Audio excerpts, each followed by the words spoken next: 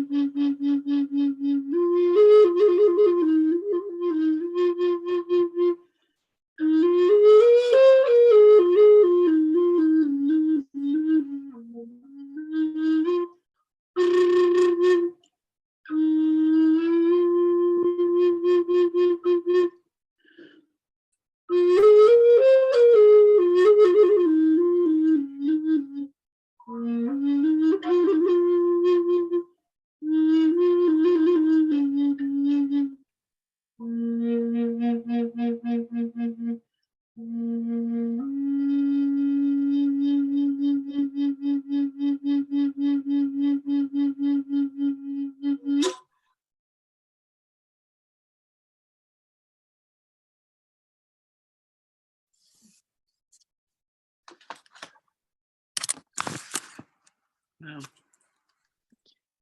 Welcome back.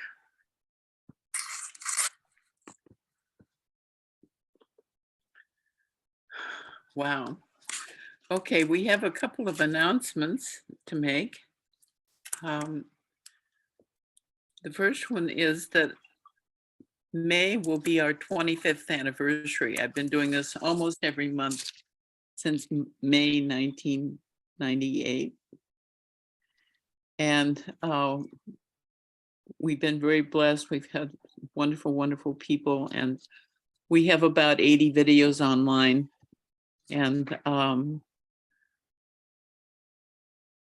for our anniversary, if we had been in the hospital, we certainly would have done something bigger, but with still a lot of germs flying around, and our board, we're a little bit older and we're not much for doing a lot of intense close socializing.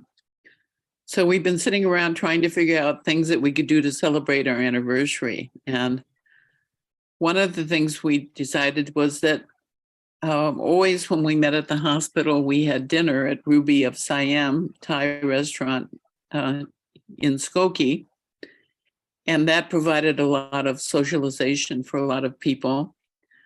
And so we thought, there's no reason why people couldn't continue to have dinner there, even if we're not meeting at the hospital. So from now on, anybody who's close enough and wants to go to dinner there can meet each other and have some socialization, IANDS type socialization at Ruby of Siam. They're still going, their food is still wonderful. And so far they haven't been too terribly overcrowded. So if anybody's available and wants to meet us, everybody pays for their own, but we get together and have dinner, and anybody who wants to come can join. And then I was trying to think of something else that would be really, really unusual and celebratory. And it occurred to me that I have an item that might be of interest to some people. I will be sending a more detailed email in the next week or so about this, but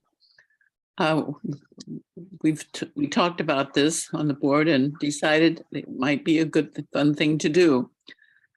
PMH Atwater, who is one of the leading near-death researchers in the IANDS community, has written 19 books about near-death experiences.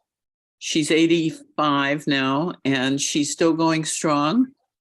And she's a delightful person, and she was very helpful to me when I first had my experience. I didn't know what had happened to me. I thought I was crazy, and she was willing to sit down and talk to me and help me understand that what I'd had was a near-death experience. And she has been there all along. And she was our speaker about 3 or 4 years ago. I have to look up the exact time. But when she came, she was wearing the same red coat I'd seen for 30 years. And it was getting frayed around the sleeves. And I said, PMH, don't you think it's time to get a new coat? She said, well, I haven't had time to go shopping. I said, well, you want to go shopping? So I took her shopping, and she bought a new coat, and she left the red one behind. And so I have PMH's old red coat, which is filled with her very spiritual, very uplifting energy. And we're going to auction it off over the next 2 months. We have almost no donations coming in, unlike we did at the hospital. So, it's kind of a hit or miss every month, whether we gather enough to pay the bills that we still have, which are still keeping us busy. We're supporting still one girl in Nepal. We've been supporting her for 12 years now. I think we pay all of her expenses for her room and board and her schooling. And she's in grade 12 this year, and she will be going on to college next year. She wants to be a teacher.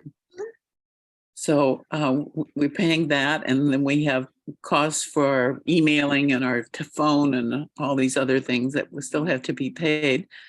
So it would be wonderful to get a large donation from someone for PMH's coat. And I don't know what in the world you would do with it. It seemed to me like one of the best uses might be to just fold it up and put it in a pillowcase and sleep on it. But if you're the lucky one that gets it, you can decide what you want to do with it. At any rate, that's something more. So watch for the email in the next week that will tell you more about that and how to put your bid in on it. The second thing is about our speaker next month. Our speaker will be John Audette, who was one of the original founders of IANDS back in 1977. He's just written a new book called Love by the Light, 2 stories of divine intervention and providence. He's had so many stories. He was a hospital administrator and a hospice administrator, and he did a lot of other things. But this is a great book from what I haven't quite finished it yet, but you might want to pick up a copy and read it before next month so that you can ask him some good questions. anyway, that's all I have to report for the moment. And I'm going to turn the meeting over to our guest speaker this afternoon. He's written 2 books about the afterlife interrupted, which he will tell us all about, and one about Toto. And I love his work. I love what he's doing, and I love that he's been so open to it, because I grew up as in the Lutheran Church Missouri Synod, and I met so many people who were totally inflexible, and people have had these experiences since the beginning of time. I mean, Paul on the road to Damascus, wasn't that a near-death experience? Yeah. Yes, and it's written about from the beginning of time, and those things didn't just happen then; they're still happening now. I went to the other side, and I went to Egypt on 3 days' notice as a result of that, and had amazing experiences. But one of the things I learned on the other side, and it's one of my guiding principles, is a little phrase called listen and trust. You need to listen and you need to trust what you hear and what feels, in your bones, Mm-hmm. It's an amazing experience to have these experiences. And I love that Father Nathan has had these experiences and he's listened and he's trusted. And I am so grateful and have so much appreciation for that. And I'm so happy that we found him and that he's going to be our speaker today. So please, in your heart, give a warm welcome for Father Nathan, and I'll turn it over to you. What do I do? You can ask questions on the chat. We'll get to them at some point. Okay. All right. Diane, what time do you have right now? I don't have a clock where I can see it. It's 2:12. Okay. So we have an hour and 3/4, right? A 2-hour meeting? Exactly. Okay. So I'll leave at least half an hour for Q&A and maybe even more. But what I'd like to do is spend about maybe 20 minutes on how I grew up in the world and how I was Wonderful. how I knew from early on that I lived in a universe that was more than meets the eye. Yes. Well, thank you, first of all, for inviting me to be with you. It's a great joy, and I'm honored that of all the things you could be doing right now, you're doing this. So good to be with you. Thank you. I'm a Roman Catholic. I'll be 67 tomorrow. I was born in Southeast Texas into a Catholic family that was maybe about as Catholic as you could get. My parents were happily married people that practiced their faith. They were married 52 years at the time of my dad's death. Both of his siblings became nuns in the same order that I belonged to. They were Dominicans. They entered religious life in the 30s, and between the two of them, they each made their diamond jubilees. They both lived to 75 years of vowed life, lived into their 90s. St. Dominic, our founder, has been a large part of our spiritual family all through our lives. My grandparents, my dad's parents lived next door, and my grandmother walked around the house talking to St. Joseph, the carpenter, and especially St. Anthony of Padua. That was her big friend. So I just grew up around people that were practicing not just an organized religion with its rules and regulations, but they were teaching me about the universe and my place in it from really young. I'm the third of 5 children, and the routine in our house was that we never ate food that wasn't blessed. I mean, it might be a very perfunctory, quick, bless us, O Lord, and these thy gifts over it. But my mom would ask if you were having a bowl of cereal, have you said the blessing? And so I remember when it was time for bed, the routine was you were to brush your teeth, get into your pajamas, and she'd be in a minute. And then she would lead us through our night prayers. And I was taught very early on that I had a family on earth and a family in heaven, that I had this mom and dad and these brothers and sisters, but I had a whole other bunch of them that were in heaven, and that that what we did at night was particularly to talk to our other family. And so even before I could form thoughts and sentences on my own in prayer, she had me repeat after me, kind of call and response. So she put it in the form of blessings. She explained that a blessing was a way to send a love to somebody else, like a gift, like a present, that God lived everywhere. So everywhere there was anybody, God was there, and God was with me, and God connected us. And so you could always pray a blessing for somebody that was in the next room, down the street, across town, in the next state, or somebody who'd already died. It didn't matter, because God was with everybody all the time. So she taught us to do this blessing formula where I didn't know that we were blessing Uncle Joe and Aunt Odile because they were going through a divorce, but they were at the top of the list because they needed the prayers because of the pain in their family life. But then my aunts, because they were vowed religious, there was kind of a hierarchy. The nuns go first. We pray for them, and then we pray for all of our cousins and everything around us. So I just got used to that idea.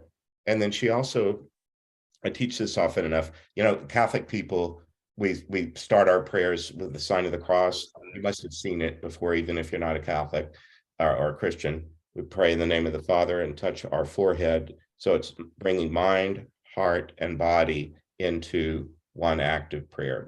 Many traditions that have some sort of contemplative practice, like you just did, by calling us to be still. Sometimes it's with breath. Today, Diana, you helped us with flute. Something that focuses us and gets us paying attention and not just listening to our nonsense in our head. So I was taught as a tiny one to make the sign of the cross. And she knew that I loved pirates. Like some children are fascinated with dinosaurs. Well, for me, it was pirates. And I had a book with a record in it that you could sing along even before you could read. So I could look at the pictures, and it had an island in it with a palm tree, a broken boat, a crab, and a dotted line with an X. And I learned early on that the X marked the spot of the buried treasure. You couldn't see it because it was buried, but she taught me that that's what this is, that we're making an X over the spot where the treasure's buried. So we'd do that, and then she'd have me knock on my chest or my heart and say, "Hello in there, I want to talk to you." And so then I would say in prayer whatever I wanted to God. And I thought of God mostly as the creator, the one who made everything. And you could see God in all these things and she also taught me that when your eyeballs are round and when your eyelids are open, you look out the front. When your eyelids are closed, you look out the back. And that when you look out the front in the daytime, you see all that God made and everyone that God made. And then when you close your eyes, you look inside and you mostly see what God wants to show you. And so I learned that really early on, and it's never not been a part of me. So, and then when I entered a religious order when I was 22 years old, and 45 years ago. And there's a prayer. Have any of you heard of the word Compline? Mhm. Compline. It's from the word complete. And co and com often have to do with being together or with, co-teaching, co-sponsoring. Well, Compline has to do with corporately together completing the day. And so in a monastery, the last communal prayer of the day is Compline, and the bulk of it is taking your consciousness before you go to sleep and imagining handing it to God, to the Holy Spirit, to maybe Mary or and anyone in the spirit realm that you would entrust your consciousness to, and handing it off and essentially saying, I'm not going to be using this in wakefulness, but could you, if you want to use it in sleep, go ahead. So I had the practice as a child, and then reinforced in young adulthood and religious life, about before going to sleep, handing my consciousness over to the spirit. And then I would say, recreate me and recreate in me, make me anew, give me a new day tomorrow, have fun while you're doing it, recreate in me. So, you okay? That's a little bit of background. And then one of these two aunts that were both Dominican nuns, and one of them had just an enormous love for my dad. They were 6 years apart, eldest and youngest, but my aunt, she took the religious name Maximus. And I like to ask for a show of hands, how many of you have an aunt named Maximus? So far I'm it. But you could take it, you could change your name when you entered religious life, and she decided to do that. So I think Toto wants to leave the room. He'll be back, but hang on just a second. Toto, here you go. See you later. When my dad was growing up, his father had PTSD from World War I, and he lived next door, but he hardly ever spoke. He lived to be 96, but he was just this very, very, very quiet soul. And anyway, when the older of my two aunts entered religious life, she wanted to honor him by taking the name as close to his as she could get. It had to be a saint, and there was a Saint Maximus. So she chose that name because my grandfather was Maxwell. But anyway, she told me right before my first communion, she took me aside and she said, I need you to pay very close attention to what I'm going to tell you. God loves everyone, and the prayers of everyone are heard by God, but the prayers of children go straight to God's heart. You're not going to be a child for very long. So don't waste your short childhood. While you're a child, pray for everyone and everything you can think of. Well, I'm quoting that now 60 years later, but it made sense to me. In Christian language, it's the last coming first, the first coming last, the weakness being strength. That shows up in different ways, again, across world religions or philosophical systems, but the idea of surrender and weakness or smallness being large or important, it made sense to me that God loved me, and why wouldn't he hear my prayers? And if my prayers are super powerful, so much the better. Then I will use my superpowers and pray for everything I could think of. So I did. And then I was in Catholic school. They began to teach us in around first grade about life and death, and the fact that you would be alive on the earth in a body for a certain amount of time, but nobody knows how long. And then after you die and leave your body, your soul would live with God, if you were good. But that was the catch. There were these three categories that were possible. There was heaven with God, there was hell without God, and in the middle was purgatory, the place of cleansing. All right, well, it's they explained to me that hardly anybody that God was perfect, and that hardly anybody died perfect, and then hell, we were taught, we're not sure if anybody's in it, because we would only know that if God told us, and God hasn't named anybody that is in hell. Pontius Pilate, Judas, Hitler, or the person you would most like to nominate. We've not been, we would only know that were revealed, and it hasn't been revealed. So I remember hearing that in first grade and thinking, well, okay. But there was this middle category that it sounded like made the most sense, that hardly anybody is absolutely perfect or absolutely horrible, that most of us, it sounded like we would go to this other place that was mostly heaven-like, but also had something of a place to get ready. Even the word purge means to cleanse. So presumably some sort of primping or taking another look in the mirror, making sure you're looking your best, or doing whatever you can to improve upon whatever state that you're in and moving along. Well, anyway, I'm only 7 years old. I'm taking this in and trying to do the best I can with it. But then my aunt taught me that, well, the people in purgatory, they're going to get to heaven, but our prayers can help us get them there faster. And if we pray for them, they get to heaven faster. And then one of my teachers said, and if yours was the prayer that moved somebody from purgatory into heaven, you would have a friend for all eternity. So I thought, well, that sounds like a pretty good idea. Having the friends in heaven, I like the idea of that. So I combined that in my own imagination with being taken to the bank by my dad. Neither one of my parents went to college. They were both born in 1921. They were coming of age in the Depression, and there was just no possibility of college. But when they started their family, they made college funds for each one of us in the first week of our life. You know, I don't know if my mom got up, out of the maternity ward and went to the bank, but somebody got to the bank and had a passbook savings account for our college fund when we were a week old. And then Dad would take me to the bank with my passbook little book. But when you got to the bank, it was obvious that the people that ran the bank planned on you to have to wait. There might be 6 places where there were tellers that could work there, but only 3 people are working. And then there's zigzaggedy velvet ropes that fill up the lobby, and you have to go in and, take your turn going this way and that, kind of like at amusement park. But I had never been to an amusement park. I only knew the kind at the bank. So anyway, I thought, well, it must be like that. Everybody gets in the lobby, but they have to wait their turn. But I was told that I could help people cross over faster if I prayed for them.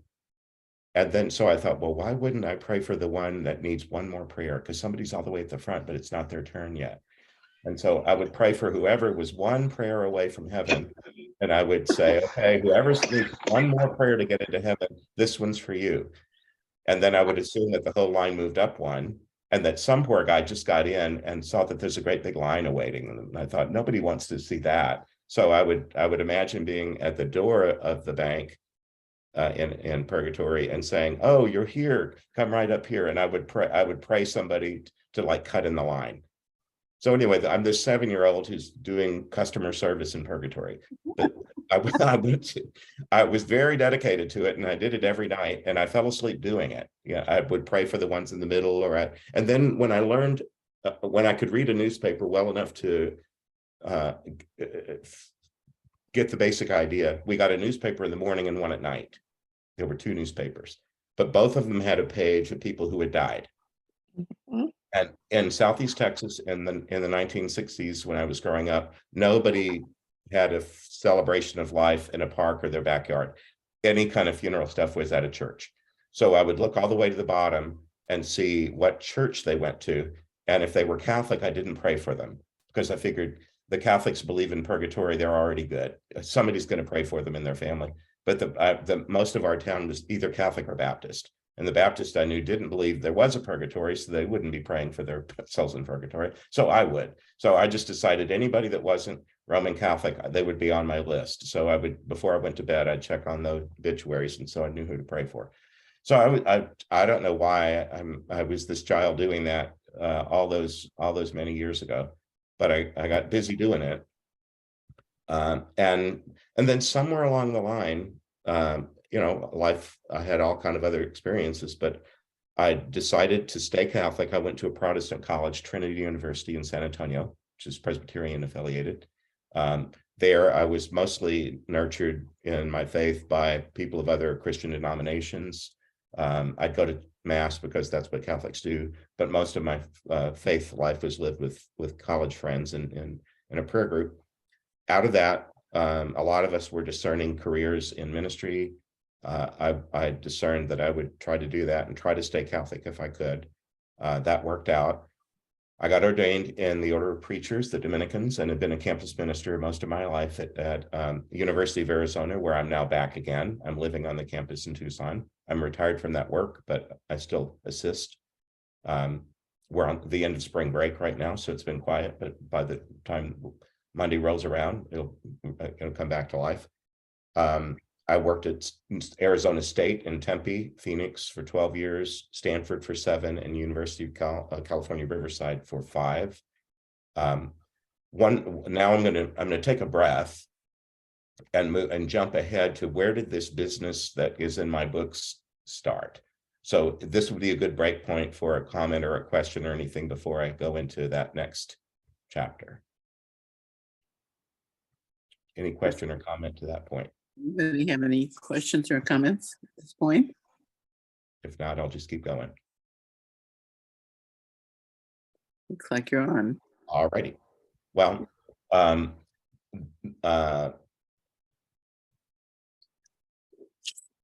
I never didn't believe that God was close to me. I always believed that God could hear my prayers. I didn't grow up with God being an angry, raging person or anything like that. I just knew God had created me. Jesus was my friend. It's really not that complicated. At least that was the way it was for me. And so I was happy in my priesthood. I was ordained at the age of 29, and at somewhere around the age of 48 or 49, I was working as a campus minister at Arizona State University. I was in the mountains in northern Arizona on a retreat, and I was asleep. And in the night, I was dreaming of a round of golf that I was playing with another priest. We were finishing at the 18th green. We were coming into the clubhouse for a drink. When we walked into the clubhouse, there was a silent auction going on. I've run nonprofits for most of my life, and a silent auction, you must have been to one. People donate stuff and you walk around and keep adding your price to it. You were trying to raffle off this poor lady's coat. This is still my life. This is just, I walk in and there's a fundraiser going on, and I look across the way and I see this god awful piece of framed art on the far wall. And I said to my companion, look at that nasty thing. Who in the world would donate that to a charity?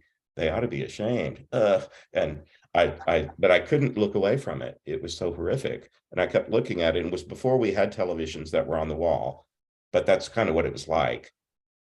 And I walked toward it, and it moved toward me, and we kind of met in the middle.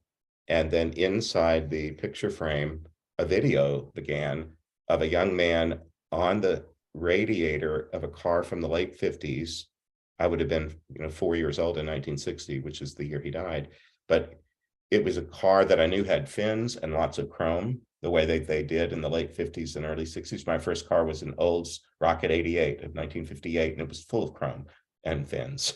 And he was sitting but he hadn't been in a wreck. He was sitting on the radiator facing away with the hood up, and he burst into flames and was screaming. And not just because he was on fire, but he was raging angry at something or someone. And I got all of that, and I woke up from it. So it's like 3 o'clock in the morning, and here I am. And I just knew that wasn't, the first part was my dreamscape, but the second part was not. So I thought, okay, whoever you are, hello in there. My name is Nathan. Here's what I just saw. And I said it out loud. I said, whoever you are, don't leave yet. This is what I just saw. I don't know what this means, but I'll work on it, and I'll pray about it, and we'll see how we can help you. It felt like a cry for help. I've also had the experience of many Catholic priests of having to take a turn with a pager from the hospital in case there's an emergency call in the night.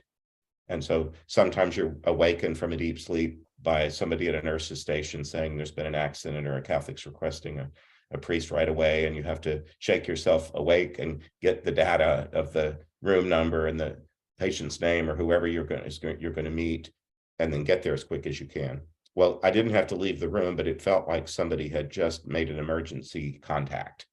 So I did go back to sleep, and in the morning, there was a friend who was on the retreat who I knew had the kind of gifts that would make her very comfortable in an IANDS group. She'd had all kinds of experiences that were very uncommon, including spiritual gifts that I had seen manifest. And she and I had been prayer partners. We had the practice of praying together for some time by then. So I just said to her, would you mind, I was leading the retreat, so I was on, like I'm, your guest today. But I said, when we get a break, would you mind coming aside and let's pray about what happened in the night and see what you make of it? So she agreed to that. And I think it was about like 9:30 in the morning after like a breakfast and a first session, we had about a half an hour break. And I said, let's go pray. And when we did, she got still the way that Diane, you got us still, focused. We sat for maybe 3 minutes in stillness. And she said, whoever this man is, he really wants to talk to you. Would it be okay if I let him? And I said, well, we've already protected ourselves. We prayed to St. Michael. We prayed in the name of the Trinity. When I do that, I'm not talking to somebody far away. It's not the God of Pluto. It's the one who's with me and within me. And I feel like and then I call on Michael the Archangel, Mary, Mother of Jesus, because I'm Catholic Christian. These are the people I know. And I surrounded myself and her with protection before we move into that space. And she said, well, is it okay if I let him talk? And I said, sure, go ahead. We've said our protective prayer. Well, she did that, and out of her came this voice that said, who the hell does he think he is, taking me just when my life is getting good? And I just said, well, hi, my name is Nathan, and this is my friend Barbara, and you're here in Northern Arizona, and I was asleep when you came last night, but here's what I saw. I saw a young man burning to death on a car. And he said, yep, that's me. That's how I died. And I said, okay, well, what can we do for you? How can we help you? And he said, my wife, she's dying of cancer, and I want to greet her when she passes, but I can't the way I am. So I said, all righty, well, that now we know what we're working with. And so you can read this story in detail. It's at the beginning of book 1. I don't need to count it chapter and verse because it's available to you. And that book is also on, it's an e-reader book, and it's also an Audible, so you can listen to it if you want to. But we moved him. We didn't know what we were doing exactly, except he wanted to greet his wife. And so we started just picking it apart a little bit. Well, you at least know that there's a God. That's a good thing. So who taught you about God? Well, my mom. And well, tell me about that. Well, she made me kneel next to the bed and she beat me while I said my prayers. Well, I just told you my mom was so sweet. She never once beat me while I said my prayers, but that was his training. I said, why'd she do that? Well, I don't know. She just did. Well, he had gotten his girlfriend pregnant senior year of high school. They had the child, and they were married. They got married, and they were renting a house. The detached garage was an auto shop. That was a little business that he and his buddy went in on, and that's where he died, in the shop. Well, we learned that he had been watching his wife from the time he died at age 20 into her 60s. So he'd been watching her for about 40 years or more, and knew that she had married a lawyer, moved to South Carolina, had no more kids, but he raised my son. I've got no beef with that man. It's just that my wife is dying and I want to greet her. Well, we pulled it apart over about 3 weeks and said, well, sounds like we need to get you moving, because you need to move something. He hadn't been anywhere except where this space he created, which was as close to nothing as he could make it. He didn't want to even be. So he made nothing. You can't really do that. The universe won't allow it. But he tried. And we said, well, let's see, your cancer's got its own schedule and it's not going to wait on you. We might have to kind of push you, and you can stop anytime you want, but we'll help. And over a few weeks, he really worked with us. We figured, well, we ought to practice, don't you think? You haven't been with anybody since you died. Don't you think we ought to practice? We ought to pick out somebody that you would allow to come and visit you that might take you for a walk. How about that? So I suggested his dad, and he said, oh, I hardly knew him. He died when I was 10. He was in the war. And I said, Vietnam? He said, no, Korea. And I said, oh, well, he said, I didn't know him and I was kind of afraid of him.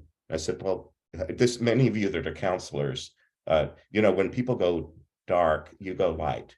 Well, let's change the topic. You didn't know him very well and you were kind of afraid of him. Okay, well, was there ever a time when you and he had a great time together as a father and a son, even a moment?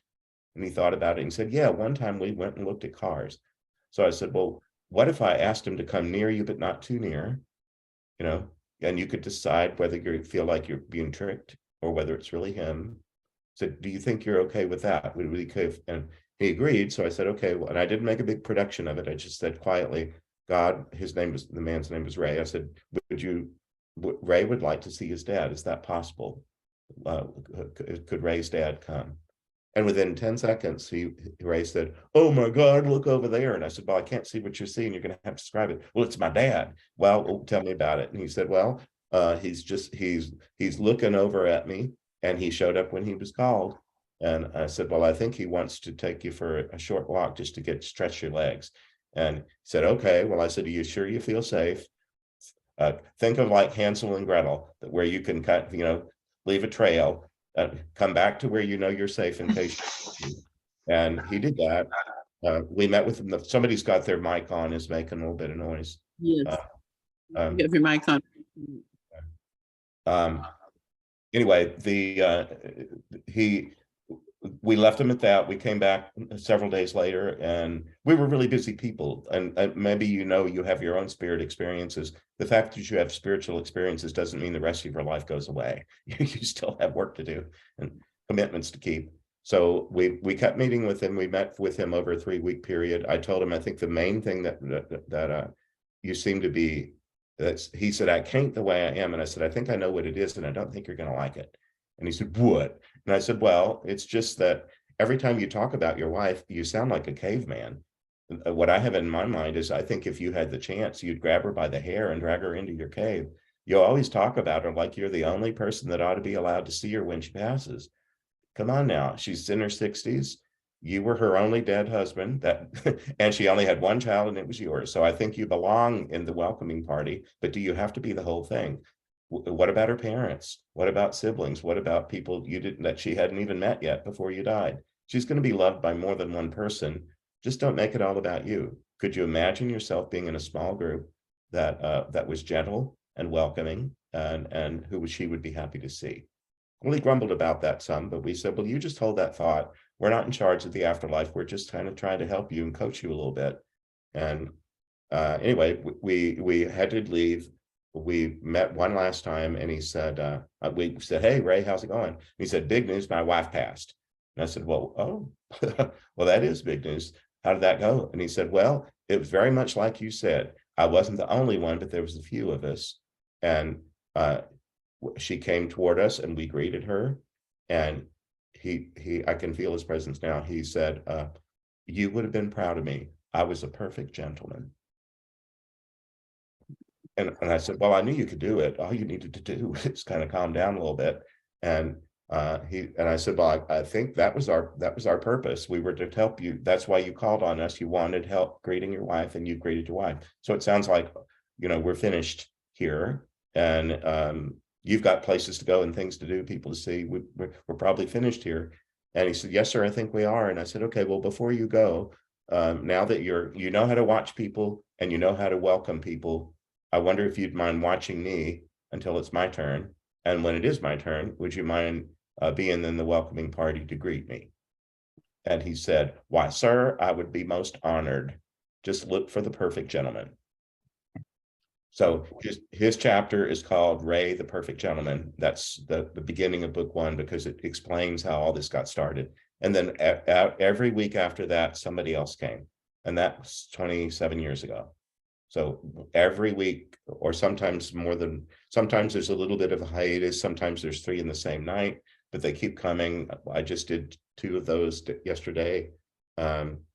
So I began at some point, I thought, I really ought to write this down. I started keeping a journal. Later, I started recording the sessions that we do, because they're verbal, they're out loud. So, and then once I learned how to use Zoom, I do it on Zoom all the time. Once the pandemic hit, it was even my prayer partners and I couldn't be in the same room without the fear of, infecting each other. So that's how that all got started. And it continues to this day. Wow. So Diane and I have it in mind somewhere while we're together today to kind of do a choral reading of one of the cases. Even cases sounds really clinical. They don't feel like a case when you're doing them. They're just a sweet person that's reached out and needs a bit of help. But maybe this would be another opportunity for a little pause and question or comment.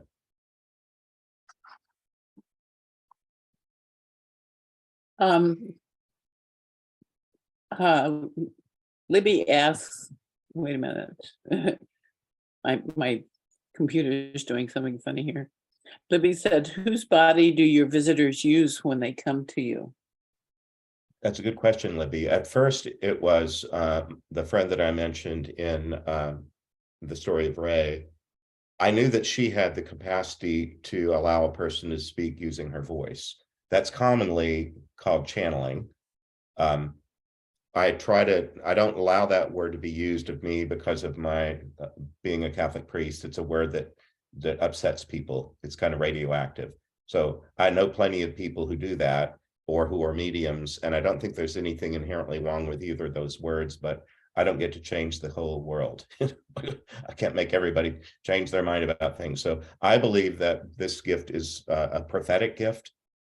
Pro means for, and Thete has to speak, and offers to speak. I can allow God to speak through me, or one of the people that I'm helping to speak through me. And if I'm with a partner, both of my sisters have the same gift. So if I'm with either of my siblings, we might say to the person that we're inviting, let us know which one of us you would like to speak through. Sometimes I'll say, if it's all the same to you, would you mind going over to my sister? I'm co-conscious when I'm doing that. I'm not entranced. I'm fully alert and never taken over. Some people are nervous about possession. No, it's not possessing me. It's simply borrowing a voice long enough to use it to say what you need to say. Libby, does that answer your question? I guess I'll take that as a yes. I hope Yes. so. Karen asked, do you meet these people who need help in your dreams? Do I meet them? I'm not sure what she means by that.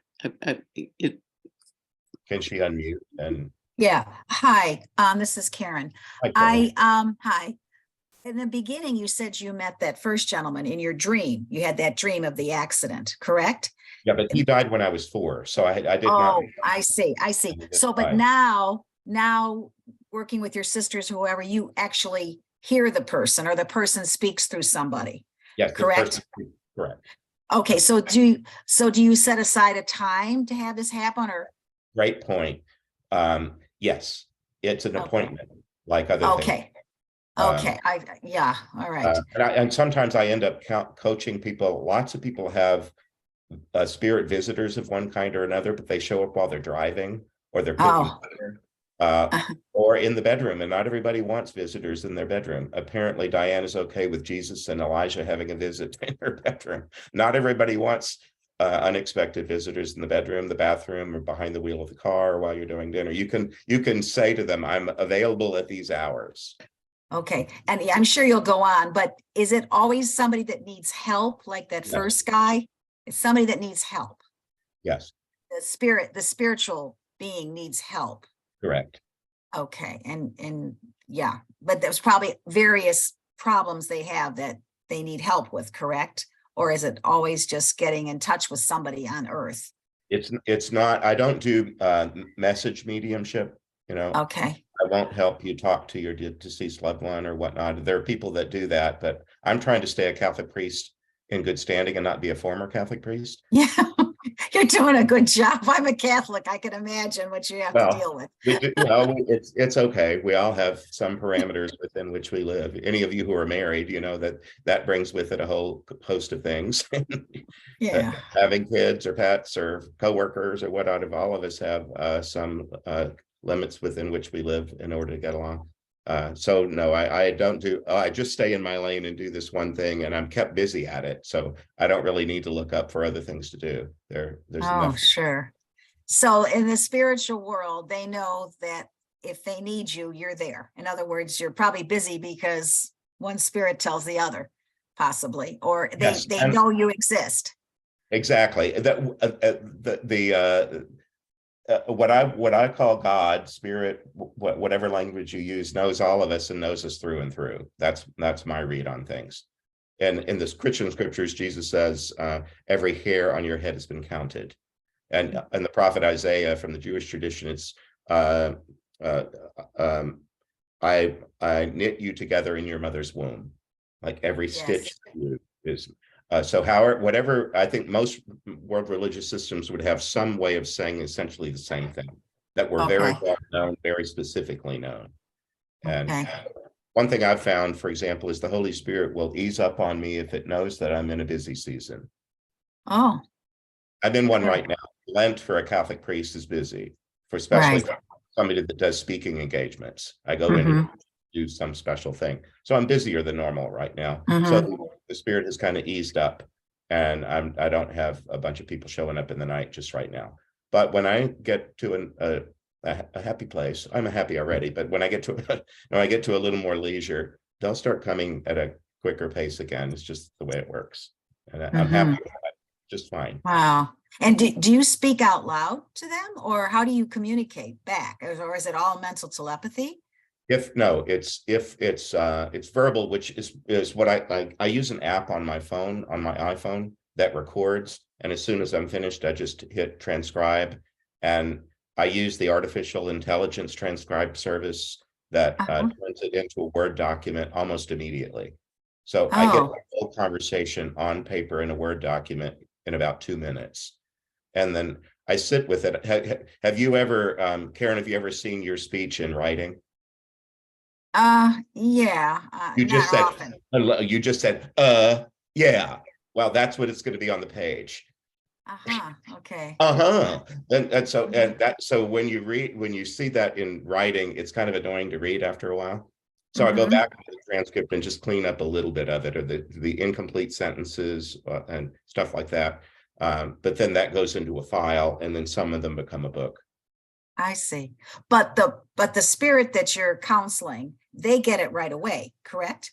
Yes, that's all. That's all, and it's really sweet. If they're moving within me first of all, again, the language. I believe I was taught that I had a guardian angel, a being who accompanied me here because God knew that this place is beautiful but can be dangerous, and that I needed a guide, a companion, a protector, and that I had one since I arrived. And mine is named Philip James of the line of Michael. I call him PJ or Peach. Philip James of the line of Michael is kind of a mouthful, but I'll call him PJ or Peach. And but everybody, even these people that have died and had some struggles in the afterlife, because remember, all of mine died suddenly and violently. Except the one that Diane and I are going to do in a little bit was an exception to the rule. She had a trauma that made her kind of die inside before she died. Oh, wow. Okay. Maybe you know at least one person who is brokenhearted enough that they're really kind of a shell of what they used to be. Right. Yes. Sometimes people like that will come, and it's not that they died violently, but something traumatic happened to them that altered the course of their peaceful life. And anyway, they'll move. The guardians, dreams in and of themselves are a genre that has some ambiguity or vagueness built into it. Right.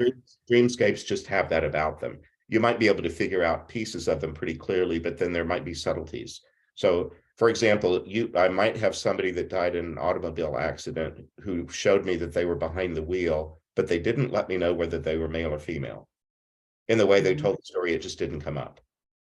They were the protagonist. The car goes off the road and tumble down the side or something like that. Well, I'd like to know, am I talking to a man or a woman? Very often they'll signal time the way that movies do at the very beginning.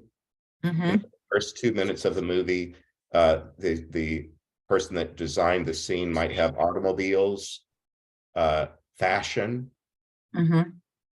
music in the background, something that tells you you're in a certain time and place. Sometimes they just say Lisbon, 1960, but other times they'll let you know with these subtleties that you're in this place. Right. You hear a foreign language. Well, sometimes they'll let me know that I'm not in the US. And if they do, I say, well, okay, well, what country am I in? Or what? And sometimes there'll be something like a tell, like a cell phone. In the middle of things, they tried to call 911. Well, how long has it been since you would have been able to do that? When did you first get a phone that you had in your pocket? I think my first one in about maybe 95. So Right. sometimes there are little signals like that, but I'll often ask for their guardian angel to come on the line first. For one thing, to do what I call a mic test, because these people have usually never borrowed somebody's voice before. So they're doing something they've never done. So Wow. rather than just leap into it, I'll have their guardian angel do it first and sort of model it and show that it's very difficult. And the guardian angel will come on the line and they'll just be sweet and chatty for a minute or two. And they pick a name that somehow fits the context. This one crazy one was my best friend is in whose house I am right now. Toto was with us. We were in an Airbnb on vacation. And because we were on vacation, I had leisure and I was calling some friends and doing these by Zoom. And so I was kind of getting caught up. There was almost no line. Like right now, I think I have about 6 or 7 in the line. Wow. But I was almost caught up. So anyway, I was doing one, and I asked for the guardian, and the guardian came on, and I said, my companion said, "What shall we call you?" And he said, "You may call me Jake, but not from State Farm." Okay, so I've got an angel with a sense of humor or some kind of odd angle. And I said, "Oh," I thought, "Okay, well, go ahead, Jake, but not from State Farm." He explained through me to my companion, my helper. He said, "We have come at a propitious time." When's the last time you used the word propitious in a sentence? I know what it means, but I don't. We have come at a propitious time. These men have more leisure than normal, and the line is moving faster than it usually does. So we decided we don't need to go away to wait our turn. We'll stay here. Wow. Well, he said, we've been here with these men and the dog. These men watch baseball almost incessantly. My friend has an iPad and is a Red Sox fan. I have the laptop I'm using, and I'm an Astros fan. And if you're a baseball fan, there's a game almost every day. Maybe one day off a week. And then it was August and the Little League World Series was on. So that was on the television on the wall, and we had our different baseball on our computers. And the guardian said these men watch baseball almost incessantly, but it doesn't matter. They watch adults on the smaller screens and they watch children on the one on the wall. But their baseball is interrupted at regular intervals by, altogether, Jake from State Farm. And then this angel decides to describe the ad campaign. He says, now, when everyone that Jake encounters is under the misapprehension, and again, more vocabulary words, is under the misapprehension that everyone he encounters is being given a favorable rate. Now, Jake from State Farm must disabuse them. Wow. Another strange words. He must disabuse them of this idea. But he never succeeds at it. They always think that they're getting a rate that's not available to anyone else. And he must try to persuade them that, no, everyone should buy this product because everyone gets this rate. Well, anyway, once he was finished doing that, he did finally slide to the side, and we got to be so busy helping the one he was with that day. But I've never had one quite as funny as that. Wow. Angel Jake, but not State Farm. Oh, thank you. Thank you. Well, thanks. But anyway, when after the angel is kind of done, which usually takes no more than 3 to 4 minutes, then the one that they are assisting comes on the line. Normally speaking through me, unless I'm with someone else that has that capacity. Sometimes I get the pleasure of being on the listening end. When they're within, they can only use English because it's my only language, although they don't have to speak English to do it. There's some kind of simultaneous translation. Oh, wow. A person who spoke only Arabic can come through and say, there's one man who died in one of those religious violence things in Iraq, one kind of Muslim killing the other kind. And he said, I would never have thought I would be talking with an American, a Christian, and a priest. And by the way, I never learned English. all I'm doing is forming my thoughts and they're coming out of his mouth in English. And then Wow. after that, then he went on to describe the circumstance that he needed to kind of get unstuck from. That's in the second book. Whoa. Yeah. Fascinating. It is. That's why I love telling the stories. But for one thing, as a Christian, there's a thing called the Easter proclamation. It's one sentence: Jesus is risen from the dead. We're not just supposed to be happy for him. He's the template. He's showing everybody that that's your nature, is to survive your death. So calm down. You know, there's going to be more after this, and if you're not happy with the way this is going, stay tuned. There's still more, and something different. But anyway, Thank you. Diane, what you want to do? Do you want to go into that story that we're going to do together? Would you rather stay with questions? Well, there's one more question, and then we can do that. Libby asked also, if your visitor talks through you, how do you counsel them as well? Is it difficult to do both? Thank you, Libby. They don't really need much counsel. I might have misled you because the very first one did. Ray needed counsel. But what we learned is that we are really the discharge staff at the end of a clinic. People came in maybe, you know, if you think about how our system works, if you should have a terrible accident on the freeway, competent people who know how to deal with freeway wrecks show up. And they know how to triage, they know how to get you medical help in the ambulance, on the way to the hospital. Somebody at the hospital works in the emergency room, somebody's in surgery, somebody else is in ICU room, a step down room, all the way to the end. And at the very end, if you survive all of that and heal, somebody's there on the day you leave the hospital, ready to assist you out the door. Somebody helps you recall your medications, your therapy appointments. They want to make sure that you're going to be well fed and housed, who's coming for you. Have you seen any of those like gauntlets that people have run during the pandemic? Somebody that was given up for dead, that's ended up surviving COVID, but now there's balloons and everybody clapping and somebody at the door. We're kind of that. We're helping them out the door as kind of part of this healthcare team that really didn't do very much. Our job is this one simple task, is to help them out the door. It's wonderful. It is. It's very sweet. And the way they go out the door too can be crazy. I use the word crazy. Maybe I should just get rid of that in my vocabulary, but wildly funny or joyful. The guy that I was talking about that died in the Muslim on Muslim violence, he described that. He said, we live between the two rivers, and this part of the world wouldn't have been habitable was it not for the two rivers. And so the rivers are very important in our lore and our culture.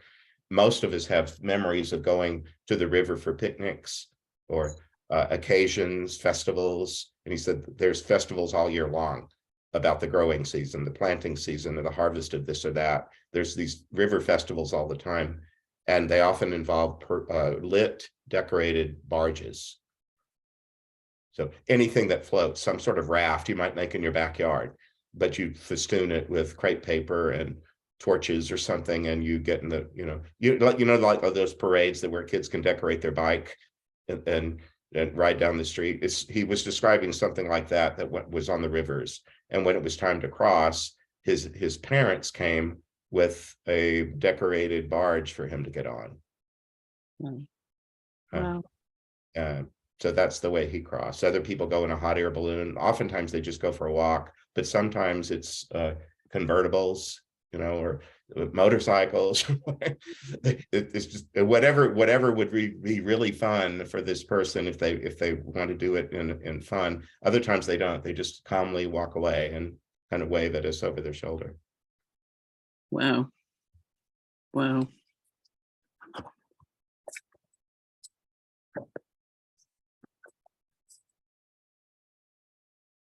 One thing I haven't mentioned to this point is that we never use any of these stories without the person's permission. Mm-hmm. And in the middle of their crossing, it seems like a very rude time to intrude and say, wait a minute, I'm an author and I'm going to write a book. Karen, don't leave before we don't chase after them asking their permission. But if we feel like later there's a legitimate reason, like we'd like to know whether we could share your story where it might benefit others, would you allow that? So we'll go back into protected prayer and do that. And And then instead of getting a yes or no answer, which is they could answer yes or no in a sentence, but they don't always. Sometimes they'll say, oh, it's so good to see you again. And we'll end up chatting a bit and saying, so the last time we left you, you were greeting your wife. What did you do after that? Ray ended up telling us that he said, I remember he said, well, you know, I didn't like school and school didn't like me. They were always trying to teach me things I didn't want to know. He only had a high school education, but he didn't really like it. And he said, now I've learned how to be a greeter in the afterlife. And I did it once for my wife, but after I did it, I thought, you know, this is something I'd like to know more about. And somebody said, well, why don't you go to school for it? And he said, is there a school for that? And he said, sure it is. There's a school for everything you want to learn. So he decided that he wanted to go back to afterlife school and become an official greeter. So people can do just about anything. And a lot of them will tell us that they wanted to learn something because it was appealing and exciting. And so they've asked about how could they learn about it, and we're told, step right this way. Yes. Yes. Okay, do you want to take a break and Might be a good if you'd like to do. Do you do like a 5-minute break, a bathroom break or something? No, we don't usually, because Okay. we do when we're in the hospital, but it's a 3-hour meeting in the hospital. And this is Okay. only 2. On Zoom, all people have to do is mute and turn the camera off and do what they need to do. Yeah. Yeah, it's a new world. Do you want us to keep talking, or do you want to take a formal break? No formal break needed. All right, very well. Well, then, do you want to proceed with doing the little story of Shelley, or we don't have to necessarily go through the whole thing. I might stop you at a place or two, but this is in book 1, and it's a story named Shelley. Her name is Shelley. She had an accident in the mid-1960s that changed the course of her life and sent her into her afterlife as a kind of stuck soul, somebody that needed some help to reorganize the way she thought and acted. So are you ready to help with that, Diane? Yes. Okay. 130. Yeah. So I'm starting at the bottom of 129. In fact, the prayer partner who helped with this one is actually the friend that I'm staying with today. He doesn't really like doing it, but he's been my friend 42 years, and once in a while he'll consent to it. This happened to be one where he said, okay, I'll do it. So I was allowing this woman to speak through me, and he was the recipient of what she had to say. I said, we did our usual prayers of protection. I felt someone come in, and our guardian angel came through first. And then I invited this person to come through. I said she stepped in, but her energy felt low and sluggish. I'll bet there's plenty of people on this call that have some kind of experiences involve energetic signaling of somebody's presence or something. Maybe you've received some of that after the death of a loved one, or your NDE or whatever, but it's just the way it works. People arrive with a certain vibe, and her vibe was very low and sluggish. So let's see. Would you read the part of Shelley for this right now, Diane? Yes. We're top of 30. So I'm reading the part of my friend Richard. Did Nathan get the dream part right? You were driving a car full of noisy kids when you hit something. I was backing up. The kids in the back seat were laughing and they were squirming, and I was trying to look over and through them to see where I was going. And then I hit something, but it wasn't something, it was someone. I ran over and I killed a child. Okay. So that was her heartbreak. I forgot to show, I'm going to skip back just a little bit, Diane, to the dream itself. This dream came in 2013. Here was the dream. A woman was in a station wagon from the mid-60s with lots of children in it. They were loud and rambunctious. I was in the back seat. The driver was a blonde woman. I remember her hairdo that flipped up and was heavily sprayed. Do you remember Dippity Doo or what Yeah. was the other, something net? Do you remember there was a spray net or something? Something Net. my mom, and all those high school yearbooks where all the hair went like this at the end. It looked like that. That's one of the ways they signal to you about where they are in time. So I felt like was looking like at a high school yearbook from 1965. Woo, you know. She looked over her right shoulder while she was backing up and hit something, and she said, "Oh no," and I woke. Well, you did that. So Richard said, "Oh, that's terrible." I wished I died. My life blew up that day. So much of it ended on the spot. But I didn't die. I wish I had. Well, eventually you did, or you wouldn't be talking now. When somebody shows up in Nathan's dreams, it's usually because they died, but kind of got stuck and didn't pass peacefully or happily. They've often isolated. Is that what happened to you? I guess. Well, why don't you tell us what your life was like before that really bad day? It looked like you were a housewife with kids in school, and your hairstyle in your station wagon made Nathan think maybe this happened in the mid-1960s. Is that right? Yes. My husband and I had 3 kids. We were just living our lives. He'd go off to work. I'd take care of the kids, do the laundry and the shopping and cooking, all the normal stuff. For a long time, it worked. I looked forward to his coming home, and we'd have a cocktail and relax a little bit. Did something change? He said his work got harder and he needed to focus on it more. When he did come home, he was overtired. He came home later, and often after dinner, our marriage suffered. I started tippling while I was cooking, sampling the wine earlier in the day. I thought it was okay. And then the accident? It was my carpool day. Everything was normal, just another day. I felt the car hit something and my life fell apart all at once. But you didn't die that day. What happened after that? I was over the drinking limit. I was a drunken mom who killed one of the neighbor's kids.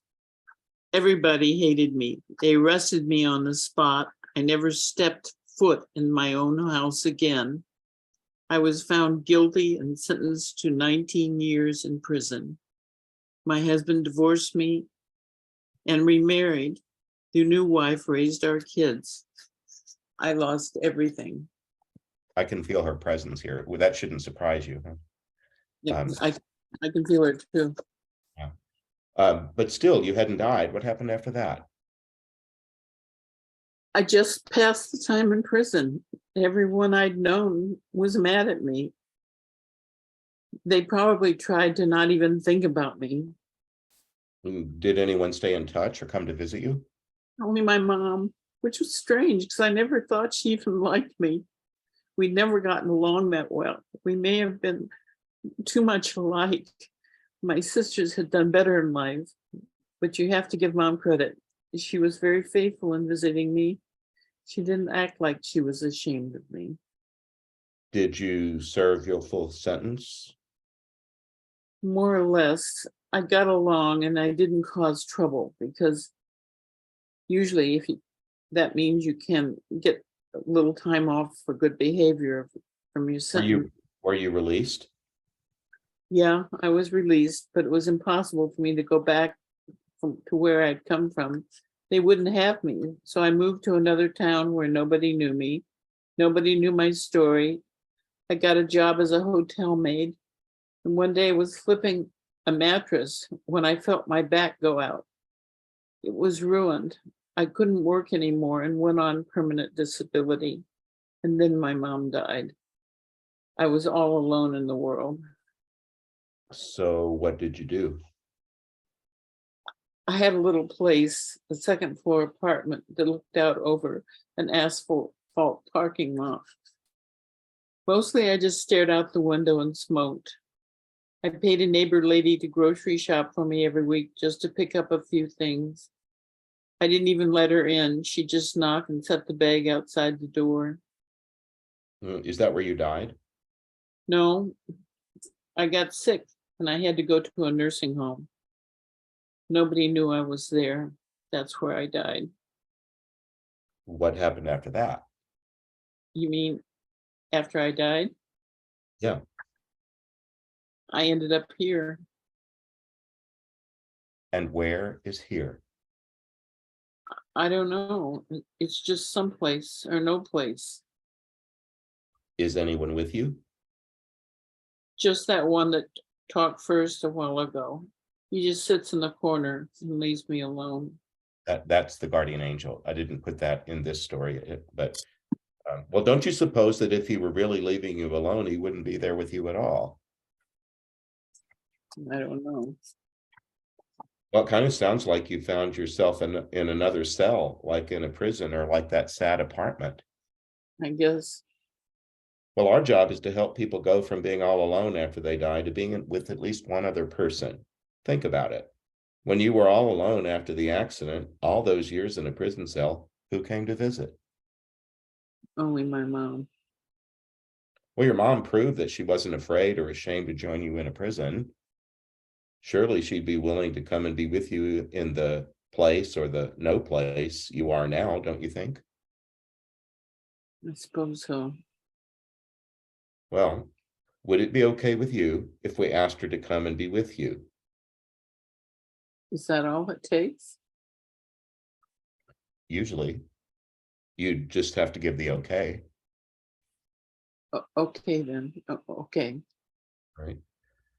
In the book, I have some of the transcript like this, and then I have some commentary that we won't read all here. But her mom did come for her, and they did cross, and that's really all that it took. It just was a change of mentality and permission. One of the things I've learned is nothing happens in the afterlife without permission. Nobody forces anybody to do anything, not at least in the part of it that I've been involved in.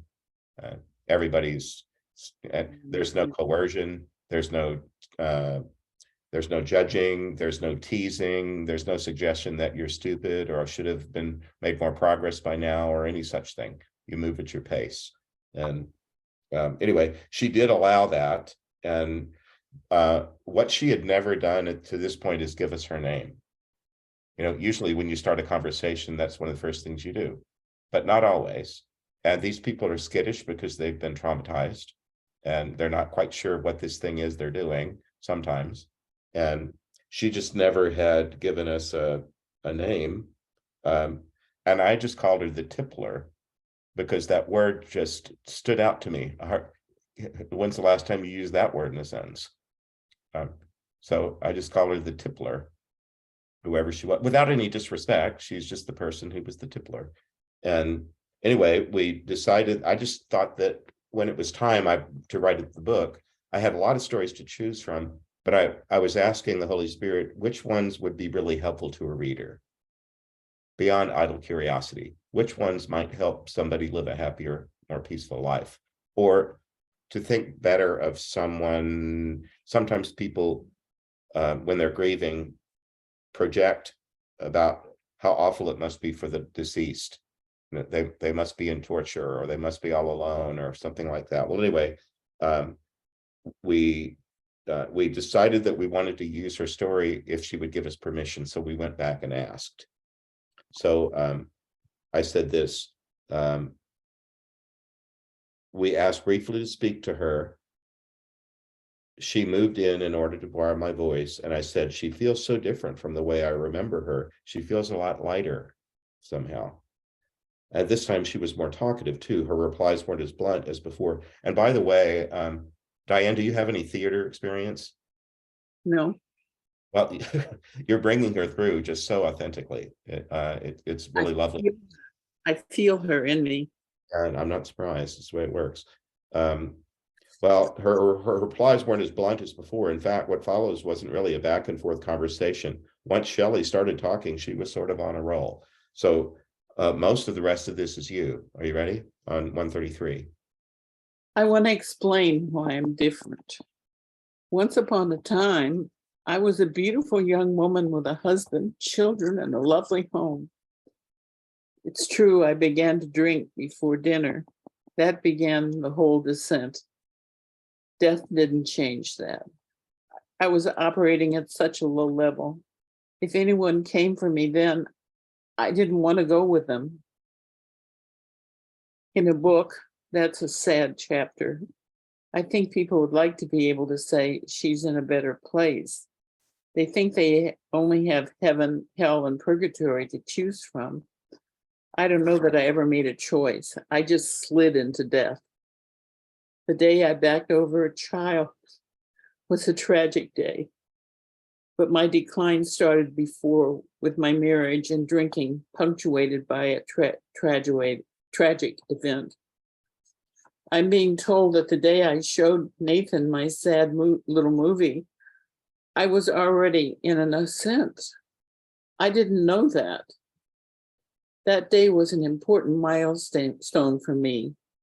When I was reminded that my mother had been willing to visit me often in prison, and that she'd probably be willing to visit me in my afterlife no place, all that was required was for me to say, that makes sense, and to go with my mother.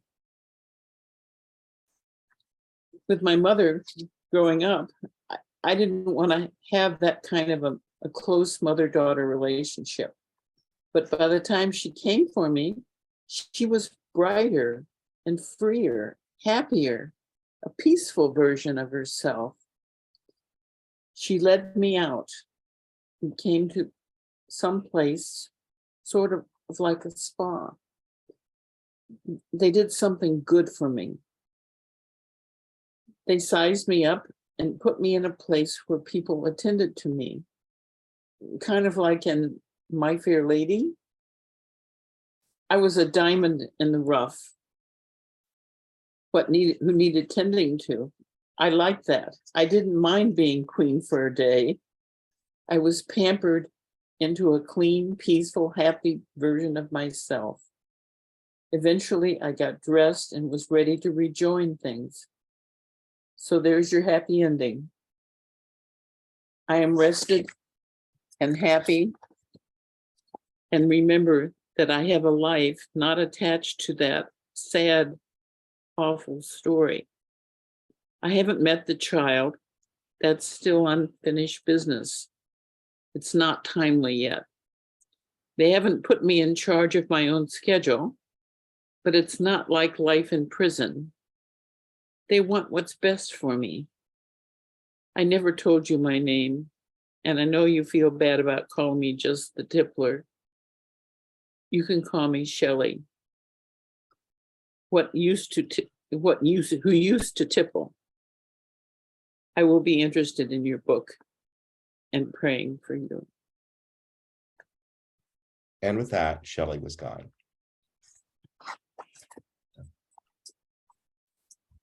So that's the form that the stories often take. The thing that's different is that she didn't die traumatically. Her event, the trauma preceded that. One thing that's common about it is that at the moment that we're helping them, they still have other work to do, but they have a momentum. And they sometimes, if they did, for especially people who were at the wheel of an accident in which they not only died, but others did, they feel some responsibility and they want to apologize. And oftentimes I've seen them be told, that's a noble idea, sweetheart. Hold that thought. We'll let you know when it's timely. And then they can release that, and they don't need to feel bad about it. It's somebody's going to. You've made it known that you're ready to do that when the time is right, and you'll be let know when the time is right. If any of you are familiar with the 12 steps of AA, it's right about steps 4 and 5 when you get enough sobriety that you can begin to think clearly and make plans that they'll start you in on some sort of attempts to apologize for wounding, but they're also careful to say you don't just charge into that. It's relational, and you need to have discernment, often with a sponsor, about whether it's timely or not to attempt to do that. And if somebody has a restraining order against you, it's not timely. Forget that. But anyway, her story is really sweet, and I think you did such a nice job of conveying it. Thank you. Thank you.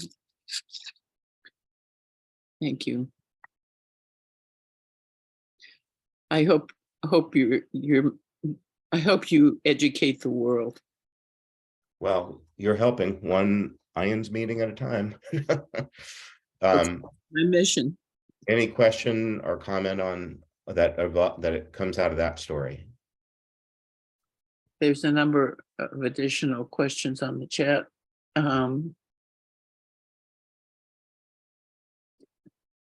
Sarah says, I've read that after death, you go to where you think you belong, remembering that we are beloved children of God and that God stands there ready to forgive anything if we ask with sincere repentance. Seems like a critical step if we want to be happy when we die. Is that true?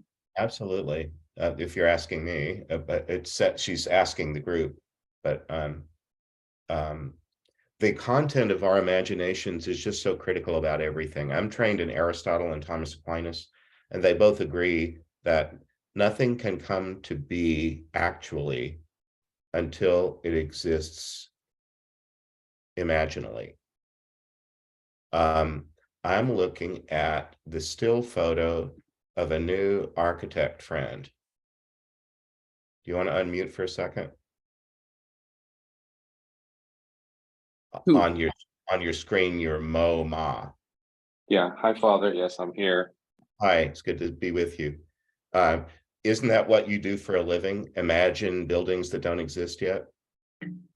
Yeah, exactly.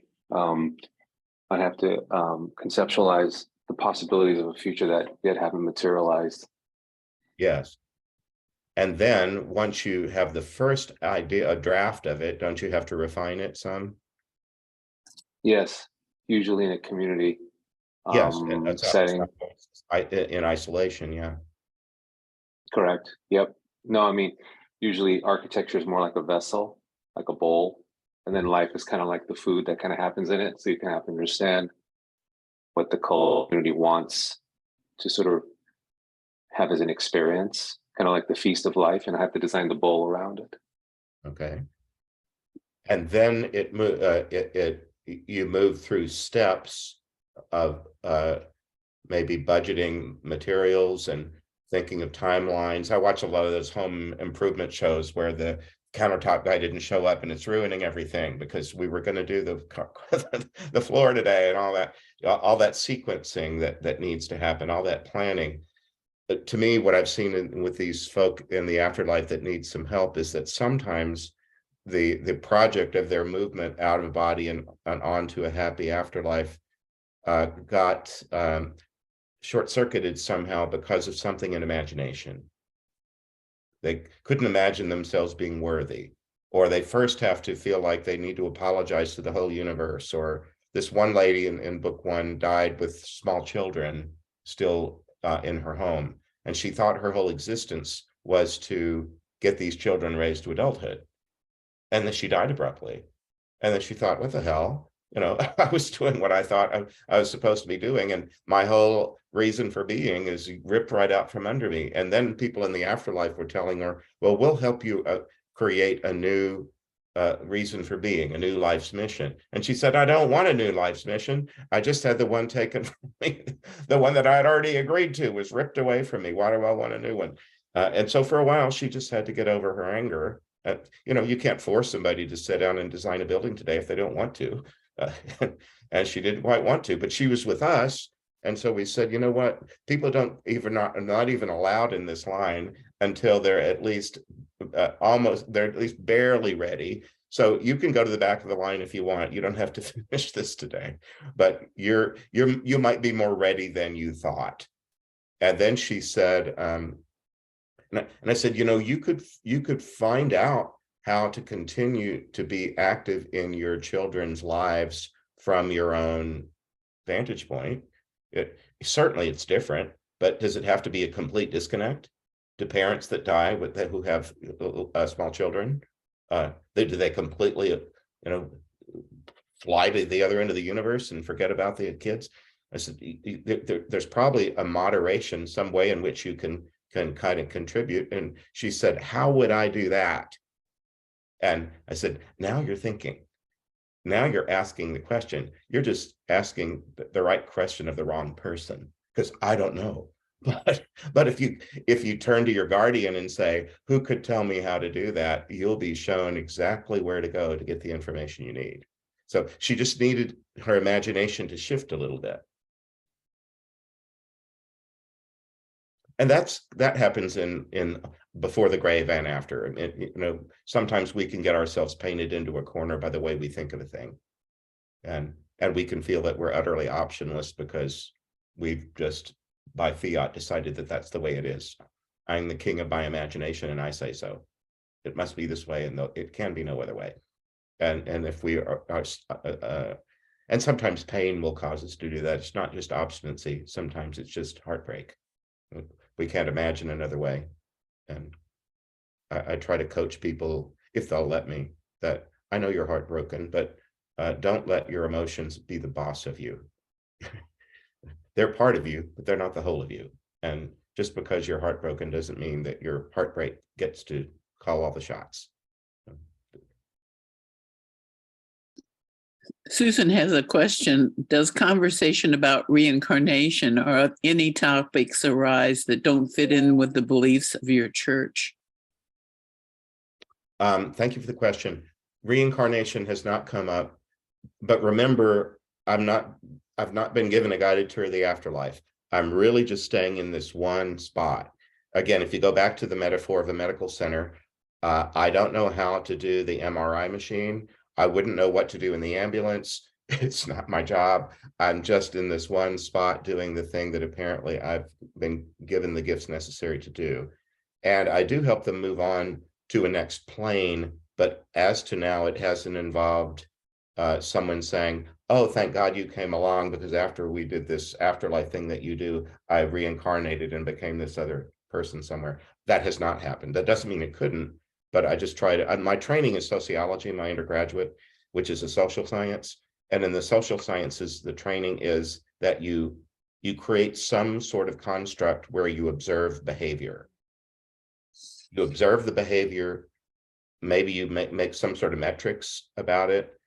And after you've observed the data, you created a data set, then you report the data set to whoever's interested in it. And then if you want to have an opinion about what it means, you're supposed to label it as a second act.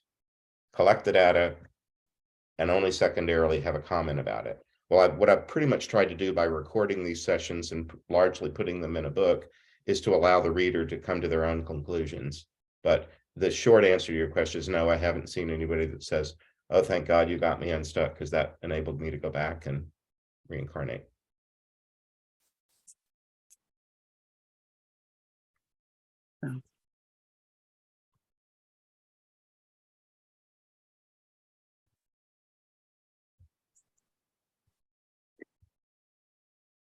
Karen says, what a blessing you provide. Just beautiful to hear what you do. I agree. I've been involved in doing it for 27 years, and I did it quietly for a long time because I was so busy being a pastor, and some of it, like at Arizona State, I was in a capital campaign raising $6.5 million to tear a building down and build a new one, and staffs and budgets. And there have just been times when I just thought these stories would not be helpful to my day job. But when I turned about 60, I decided, I think it's time to shift, and I began speaking publicly about this work. Yes, I agree. I think this information is the most valuable thing we can do, because when people are no longer afraid of dying, they're no longer afraid to live. Yes, yeah. And this helps them understand that we don't die. I'm looking at the chat, and it has a question about purgatory. I ask that often by Catholic people, and a lot of people listen to me because I'm a Catholic priest, a lot of Catholic people. Well, I remember being taught that these categories are describing a mystery of the afterlife and the universe, but we're imposing upon them thought categories to help us understand things. And we have categories in door number 1, 2, and 3 in this schema: heaven, hell, purgatory. And I remember as a child being taught, we're describing a mystery, children.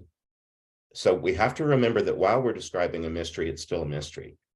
But it's still good to try to understand things that we don't understand. So remember that we're doing this. And so the word purgatory has never been used in any of these. That's important to say, because the social scientist in me just says that's not a data point. Nobody, Shelley didn't say, oh, thank God you found me in purgatory and got me out of here. Nobody says that. And really only Catholics use that word, that category. But when I'm with Catholic audiences, I say, if you're going to move with those 3 categories, yes, it's purgatory. It's certainly not hell. And if it could be heaven, but it would have to be one of heaven's distant suburbs. It's not the heart of heaven. It's clearly moving toward, and sometimes there's she even used the word ascent. Remember? Yes. Yes. She said, I feel like I'm ascending. And it might have been a while. When's the last time any of you used a radio in your car or even at home and had to turn the dial to keep a station? That used to be routine, but now we have so many other technologies that we might not do that anymore. But you remember, like, especially if you're in the car and you're trying to listen to the ball game, and now it's going in and out because you're getting far away from the town where the radio station is, you calibrate. And very often when we're in the middle of one of these, especially when people are just chatting at the front end, and remember, they've never done this before, and we don't know each other. We're meeting for the first time. They'll move in and they'll chat a little bit. And then my partner might say, okay, well, now this was what was in the dream. Could you tell us a little bit more of what the day that you died was like? And then it gets more emotional, and they'll say, wait just a minute, I need to pause, and we need to do some they call it, screwing in a light bulb, radio dial.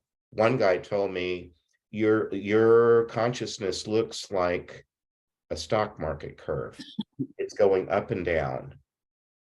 You know how when you sometimes you listen to a podcast and you put the play button and it shows you a bar with lines going up and down that are the voices that are on the recording? Something like that. She said, your energy is going up and down, and I just need to pause and make mine conform to yours. And then he'll say, okay, now I can talk about that. And then, so some emotional content that wasn't available earlier, but now we can do that. And then when they do pass, they can come back to the level that they were on before. And sometimes they do so as a kind of a counselor in training.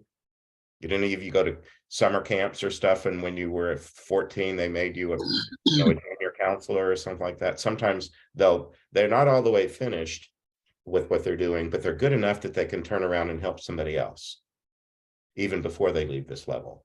They can come back, like, to the front gate or the entrance or whatever, and help people that are new arrivals and say, welcome, we'll take care of you. But then when they do move up to a next level, they often describe it as a frequency. And once they can move to this higher level, they're welcome in both places. They don't have to leave one behind utterly and go to the next. It's like the ceiling opens. Let's see, back in the chat. Somebody asked about if you've ever done this work with a being that has done horrific things as a human being on this planet. I have. I need to be a little circumspect because of my rule about only telling stories I have permission to tell. And I've chosen not to tell some that are darker. But I do remember dealing with a man who, in an impulse, pushed a child off a cliff. Oh dear. Earlier in the day, it was his live-in girlfriend's son, and they'd had an argument. She told him that she was throwing him out, but she had to go to work. And she left the guy left her 10-year-old in the care of someone she was breaking up with. And he was angry, and he said, let's go for a ride. And they went to a place that he knew from his childhood. And he had no intention of doing what he did, but he ended up pushing this child over a cliff. And he said, the minute I did it, I thought, and he asked me, have you ever had a thought that I wish I could wring her neck? Or I could just kill him or her. He said, but I did it. And I could hardly even believe I did it. The second I did it, I knew that it was wrong and I had done it. And then he said, I didn't turn myself in, but I just made myself easy to find. He said, I stopped and had a burger, I got gas, and I just hung around in my car waiting for somebody to find me. And they did. But he was he regretted, was sorry for what he did, but we helped him, move along. It's awful, but and then sometimes they involve the Mexican cartels, and those are awful. There's great darkness around those stories, but the people that are in them, all we're doing is the same thing we're doing for everybody else. We're helping them in the afterlife move from where they are to where they could be, and we only get the cases that are easy. We don't have to arm twist the one when they're ready for this, that they get in our line. Diane, I didn't realize that I'd only sent you book 1, but in book 2, there's a story that I'm telling on my podcast right now, which is called the Joyful Friar podcast. If any of you are interested in the podcast, I'm telling a story about this lady, Wilhelmina, who also, like Shelley, had an event in her life that was before her death that caused her to shatter.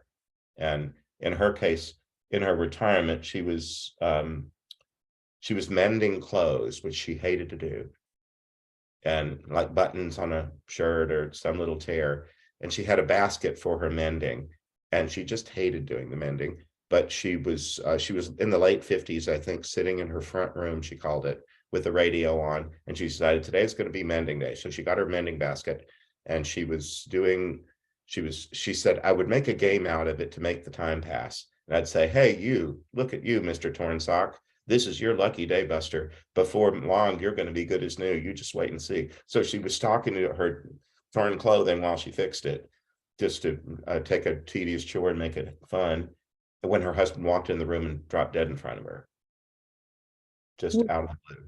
He had a cerebral hemorrhage. She said something inside his brain just popped, and that was all there was. She said, you know how people say they were dead before they hit the floor? Well, he certainly was. And then my house filled up with people, and I didn't even know some of them. And before long, I wanted the day to just start over and not be this, but I couldn't make it do that. And then she said it was too hard to live in my heart, so I moved next door. She dissociated. And she said, I moved next to myself, and I stayed there for the rest of my life.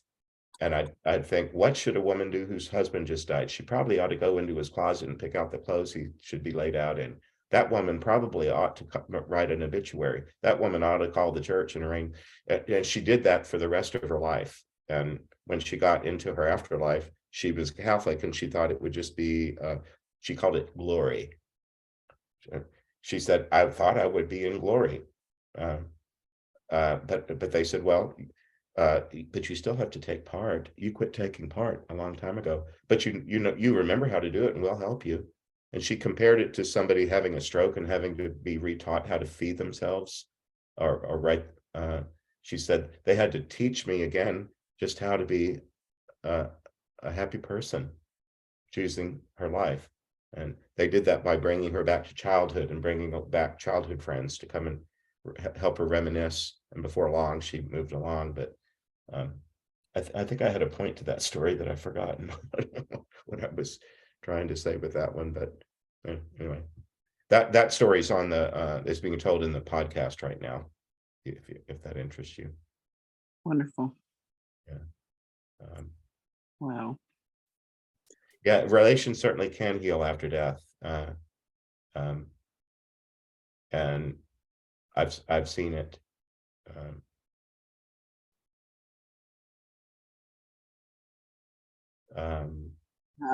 Chris says I've been having readings in order to talk to my mother. She was mentally ill and abusive to me.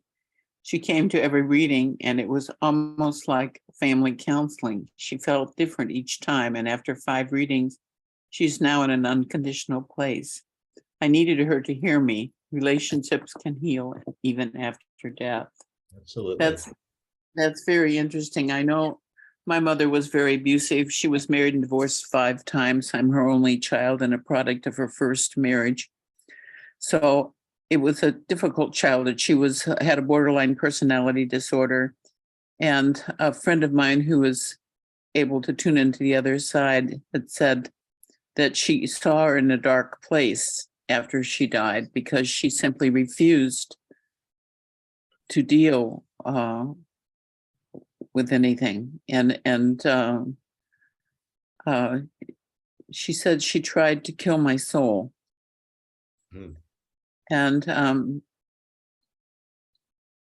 this is interesting what he says to me, that she's now in an unconditional place. I would love to have my mother have that opportunity, even though it was a very difficult time with her.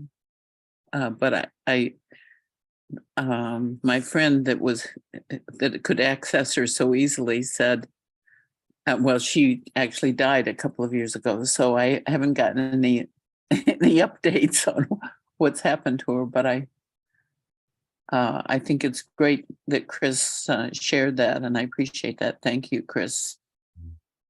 One thing I remember a story. This one is not in the public, but there are so many people who have had some unwelcome sexual contact while a child. Mhm. In the popular reading about it, it's usually about 1 in 3 women or 1 in 6 boys by the time they're 18 have had some unwelcome sexual contact somewhere along the line. This one woman was sexually abused at the age of 4. And she knew as she was growing up that she was different from other children around her because of that. And she felt like she had to pretend. If any of you are an adult child of an alcoholic, in the literature about that, children that grow up in alcoholic households do something similar. They don't want to disclose all the time that things are so tense or unhappy at home, and so they learn ways in which to fit in with other people, and they kind of know at some level that there's some falseness in it, but they don't know what else to do. They have to make it work somehow. This one woman died, and her issue in the afterlife was, I wonder what my life would have been like had it not had sex abuse at the age of 4. And I didn't know this was possible until I saw it. She said, well, her helpers said, well, would you like to find out? And it didn't involve reincarnation. It involved an afterlife shift.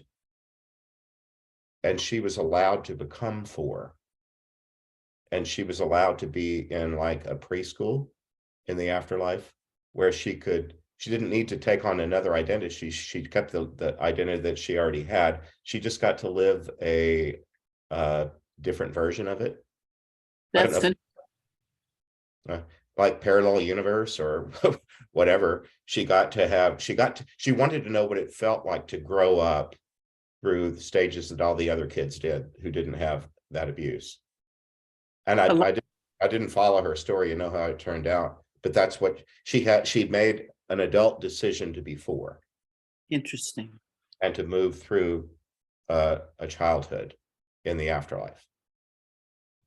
That's very interesting. There's Susan, you're asking, do topics arise that don't fit in the beliefs of your church? Well, that one might. I don't know what the Catechism of the Catholic Church would say about could you become 4 when you're in the afterlife. One of the things I don't like everything about the tradition I've been raised in, but one of the things I do is that it attempts to both define and leave alone mystery. I remember being taught that in first grade, that we're always when we talk about God, we're talking about a mystery. And I think for any of you that are espoused to a partner, you would say you know them, don't you? No. You wouldn't. Most times people will agree. You're just Diane, you're different. But we can both know a person and not know a person at the same time in different ways. You know, and because the person you might have been married to for 50 years, it seems like an old shoe. That doesn't mean with their next breath or their next day, they might, or life might just give you a new circumstance that you've never been in before. And now you see them in a new light because you've never seen this side of them because there was never a reason for it to reveal itself until now. Anyway, that idea came to me of that woman that wanted to be 4. I thought, well, that's sweet. You don't have to be the victim of your history. You can have a new history if you want. Most people with borderline personality disorders, they've discovered, were sexually abused as children. Yes, yeah, I've seen lots and lots of that. I've helped a lot. It doesn't always create a borderline personality disorder, but if a person has a borderline personality disorder, the possibility of that is very high. We've only got about what, 10 minutes, Diane? Yeah. I'm looking back at the chat. One person saying, what's protective prayer? I like to say that on this plane, I believe that God created only good, but not every person here is well behaved. And so for that reason, I don't pick up hitchhikers. We have a choice. Yes, but I prefer to know who my companions are if I'm going to let them into a confined space. And so I don't pick up hitchhikers on Earth or in any other plane. So I don't just throw my spirit into the ether and say, hey, come one, come all, my heart's open, I'll come on in and talk. I first pray to St. Michael the Archangel, pray to Holy Mary, St. Dominic, Padre Pio. If I were Indian or Hindu, I'd probably have a whole list of other holy ones that I would know and trust, but I work within the tradition in which I've been raised. And I make sure that I'm in a protected space before I allow myself to, my voice to be borrowed. Joe is asking, are you saying that anyone can do what you do? Joe, yes, depending upon your gifts. I believe anybody is capable of forming a prayer from a sincere heart, however you do that, and that you can speak to someone who has died and wish them well. I just led a funeral a little while ago, and I was coaching a congregation into, remember, they're still alive. They have died, but I don't talk about the dead because I know they're alive. You know, Yeah. Shelley's not dead. She died, but she's not dead. Sure. And people continue there. So any of us can talk to our loved ones who have died. Whether you can receive contact back or not, that seems to vary an awful lot by disposition and giftedness. But I think everybody has at least some of that. Don't you find that in IANDS? I mean, there are some people in IANDS that just talk about one amazing experience after the next, but there are also people who don't have a lot of that, but are interested in it or want to know a little bit more about it. There's different people that teach meditation techniques, or there's people that do all kind of clinics of different kinds to teach receptivity to gifts. That goes in all directions. Absolutely. Let's see, toward the end here. Yeah, sending healing energy. That's another way it can be spoken of. One thing I'd like to touch upon another, I don't talk about this publicly very much, but celebrity. My first book is on The Wizard of Oz, and I was watching The Wizard of Oz in a group of kids in about 1964 on the floor of our living room, jammed with kids. And a kid, Mark Collins, said of Judy Garland, you know, she tried to kill herself. I didn't even know what that meant. I'd never heard of suicide, except I learned about it that day. You know, she tried to kill herself. Well, I went to bed that night thinking, geez, I thought the armies and the police kept everybody safe, but there aren't enough of those to keep everybody away from the medicine chest or the steak knives and ours was a gun owning family. I mean, there are all in any number of ways that the cleaning fluids under the sink that have those danger warnings on them. There's all kind of ways you could do that if you wanted to do it. And I thought she must be the saddest person in the world because she tried to kill herself. So Judy Garland became an icon for me of the world's saddest person as a child. And so she was still alive at the time, but I started praying for her then because she, in my mind, was the world's saddest person. So I started praying for her and I prayed for her all the time.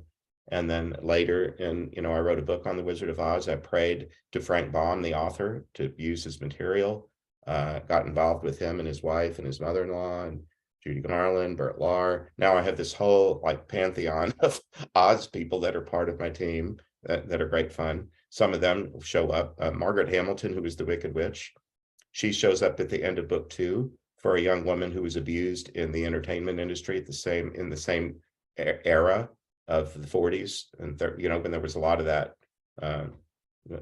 casting couch nonsense.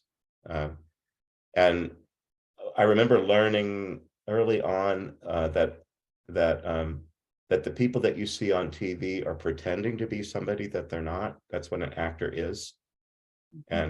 And many of them are famous and they have a TV show, but then you learned about some of them that that they got a divorce or they were alcoholic or whatever that they had. I learned about people that were famous that had misery. Do you remember in childhood learning that a lot of people that had a lot of money or that were famous or whatever, but they had unhappy lives? Or then you have that whole genre of people that died young of drug abuse, a Janis Joplin or, somebody like that. She was from my hometown, so I'm thinking of her.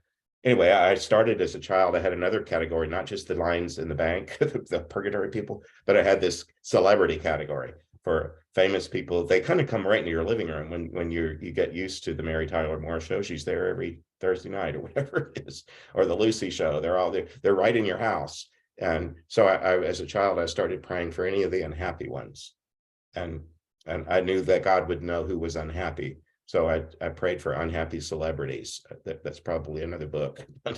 And so once in a while, they show up to help somebody the way, how here somebody will have a celebrity golf tournament or one of those like Bread for the World concerts where they'll take their celebrity and they'll turn it into a way to do good. Well, sometimes I've seen that the person who comes from them isn't their grandmother. It's not their mom. It's Karen Carpenter. Because this one woman asked, I want Karen Carpenter. One of them wanted Einstein. Okay, well then Einstein. But they're people who have died, and they can if it boosts somebody's self-esteem at a moment when they need that, they're happy to do it. Sometimes that can just be kind of fun to see that odd thing happen. Interesting. Yeah, just all kind of directions this thing goes. I've gotten so much very near the end, and I want you, Diane, to be the boss of the end of the thing, so it ends the way that you want it to end. I'm very flexible. Okay, well, again, I don't have a clock in front of me either, so I'm counting on you to manage the 2 minutes. Okay. Until it gets to be 4 o'clock. I've only had a podcast since October, but I'm learning how to do the intro and outro and remember. And my assistant here, Chantel, you want to tell everybody hello? Aha, that's who. That's Chantel. Hello. There she is. I'll see her tomorrow. I'm going to be at her house. I know more about you than most of the audience. I just didn't know who she was. It's nice to meet you, Chantel. We've been working together for a little more than a year now, and she's just magic. She can. She didn't know how to do a podcast, but she figured it out. Chantel, you have any outro for everybody? That's part of what I posted a bunch of links about the Joyful Friar podcast, and if you want to sign up for his newsletter and all that great stuff, it's in the chat. Wonderful. Yeah. I can't tell you how thrilled I am to have had you here today. I've always felt very close to God and all religions, not just the one I was raised in. And I always had a special affection for people who could openly dedicate themselves to God in the way that priests and nuns do, even though I wasn't Catholic as a kid. But that you can bring this information, and God bless you for being so open. My God, thank you for him. Thank you for him, because it's people like you that will change the world. Well, we all do our part, one little bit at a time, right? Yeah. It's so important, so important. Where somebody put in here, what about your dog? Can your dog meet you on the other side? That was Libby again. I've seen it, and I remember being taught in school in first grade. Honest to God, I had such a good start in life. I remember the nun in first grade saying, "Well, let's think that through, children. Isn't heaven the place where God will provide everything you need to be completely happy?" Yes. There you go. If you want a dog to be completely happy, wouldn't God have to provide it? That was Yes. just a nun who was probably 24 at the time, trying to teach 40 kids without a teacher's aid. But and then Pope Francis, right at the beginning of his papacy, spoke into a live mic. A little Italian kid was asking about his dog who had died, and the Pope just said, well, how did he put it? God, heaven is large enough to contain all God's creatures. I think he said something like that. And then some of the spinmeisters at the Vatican started backing it up right away and saying, he's not changing doctrine or whatever. Okay, everybody calm down. It's just the Pope is telling his kid that just to have an imagination that allows for God's mercy to have your dog with you. And I'm grateful for Toto. And if he predeceases me, I certainly want him to be in the welcoming party for me if he's able. I've talked to hundreds of people who've had near-death experience and who've died and have reported seeing their beloved animals greet them when they died. Wouldn't surprise me one little bit, and I don't think that's contrary to any Catholic doctrine that I would have respect for. Somebody, Ed Dunn, my friend, where are you, Ed? Can you put your camera on? He's asking, do I have a new book coming out soon? That's like a softball question. That's a plant, and I didn't even plant him. Are you there, Ed? He's still on, but Right. Maybe he doesn't want to turn his camera on. Yeah, there's 2 books in the pipeline, and Ed knows that, but thanks for asking, Ed. There's a next one in the Afterlife series, and I think the subtitle is going to be Afterlife Interrupted, Please Let Me Explain. Because there's a series of people who are so in the course of just helping them cross, not even the question about can we use your story, but for people that just while they're crossing, they explain themselves so well that I think, wow, this really needs to be in a book. And so that's coming this year. And then I'm doing another book on the Gospel of John with the idea that maybe Matthew, Mark, and Luke were writing short stories, but John was writing a play. Maybe that's why it's so different than the other 3. So I'm treating the Gospel of John like a screenplay and using Zoom to get people imagining one chapter at a time, and not so much being just the sole writer of a book, but the orchestra conductor of how people imagined John's Gospel as a play. So that could be, if you're like being on Zoom and you have some time to devote to that. When I've done Zoom calls during the pandemic, especially, it was so fun because there'd be somebody from France and somebody from Australia and somebody from the UK. And when you go into your little breakout thing, you're not just talking to somebody in Chicago that you might have dinner with after this, which is fun. But then you're also talking to some gal and a guy in Abu Dhabi And some of these people are up in the middle of the night it's just to be on this Zoom call. But anyway, that book is coming later, or probably next year, but the process will start soon. John's Gospel as a Script. Wonderful, wonderful. Well, keep it up. Hey, and can I do one more commercial for IANDS? Sure. I don't know if any of you ever attend a national convention, but the next one is coming up in Arlington, Virginia, a suburb of DC. It's over the Labor Day weekend. And Chantel, we just got that we made a proposal and had to write it out very meticulously in advance because they go over these things, and that we've been accepted. So I'm going to bring with me two of my prayer partners who are husband and wife couple. We met did any of you go to King of Prussia, the Philadelphia meeting several years? Yes. A northern suburb of Philadelphia. While we were there, I was on a panel, and this guy, Mike Quinn, was also on the panel. We each had 15 minutes and some other person, and we'd never met, but we were just kind of squashed together on this panel and given a little block of time on in the schedule. And Michael and I kind of hit it off, and it was lunchtime. And I said, why don't we have lunch together? And then we talked about my work, and he was interested enough that I said, what are you doing after lunch? Why don't we just go up to the room and we can do a crossing? And he said, really? And I said, sure. And we did. And we're gonna describe the crossing that happened there. That was 3 people that died in the Rwandan genocide in 1994. And Mary, Mother of Jesus, came for that one and helped them do the thing that they needed to do. They were very devoted to her, so she was the natural. But anyway, that one happened in the IANDS hotel room. So I just thought, wouldn't it be cool? We can tell a story about one of these crossings that happened during an IANDS convention. And Mary even mentioned, Mary, Mother of Jesus. If you can imagine this, can it get any wilder? I had to wind it down because I had books in the bookstore and they were closing the bookstore.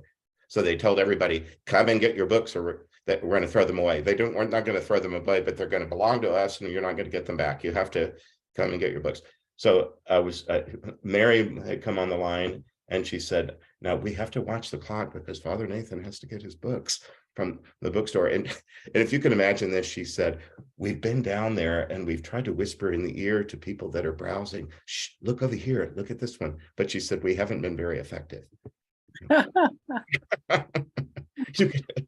You think she might have other things to do, but she's in the bookstore trying to get somebody to notice the book. But the problem is, of course, in that bookstore, everything is relevant. Yes, and it's all fascinating, and it's for IANDS people, it's a candy store.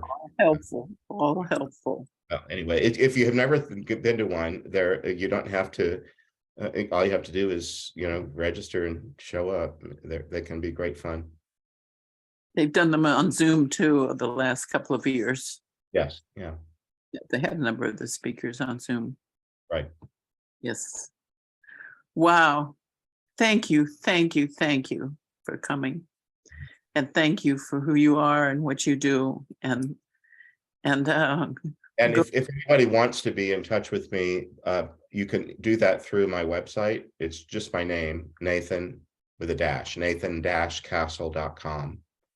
And if you have questions that didn't come up in the chat or that you'd rather ask, I prefer to do that in an email. I don't use Facebook Messenger, and people hear of me because I was on a podcast or something, and they'll, especially YouTube's, where you can go below a YouTube and make a comment. I just don't have enough hours in the day to chase down everything. I just have, if you want me to reply to a question that you have, email me through my website, and I'm very attentive to that. Well, you have a supportive crew here in Chicago. Good. Maybe someday we'll be back in action at the hospital and we can bring you live. Yeah, I'd love to do that. The Houston group is just asking me to come in April, and I'm from there, but they're not doing live. They're doing Zoom still, but one of these days we'll all be face to face. Right. Thank you so much. All right. Well, good to meet you, even like this. Thank you. Thank you. All right. Thank you so much. Bye-bye. Take good care. Stay safe. Blessings to you all.